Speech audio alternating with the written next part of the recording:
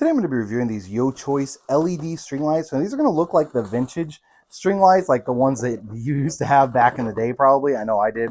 They're going to be these bulbs, but these are going to be made of plastic, so you don't have to worry about them breaking. And they're also going to be LED, so they're going to be good on your electric bill, much better than the regular incandescents. That also means these are not going to heat up. So let me go ahead and show you what the plugs are going to look like. Although these are LEDs, they're going to have the regular plugs, not the LED plugs. So if you're not familiar with that, most LED Christmas lights will have the round plug when you go to connect it up to another plug. This one's going to have the regular, which means you can plug it in from LED to incandescent because of these plugs that are going to be on the end. Let me go ahead and go into a dark room, test these out. These are going to put off a lot of light, and because of the color globes, then they are going to look to be that same color. So you got red here, it's putting off that reddish hue. You got green, blue, yellow / orangish on there, so you can see all the different colors. And again, these are going to be plastic, so you don't have to worry about them busting or breaking.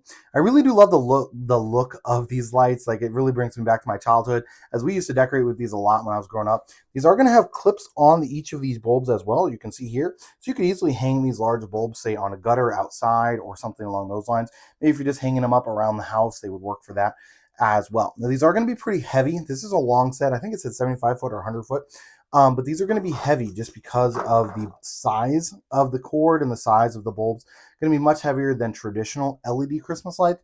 So something to keep in mind, you probably won't want to put these like on a tree or on something that's not going to be very sturdy.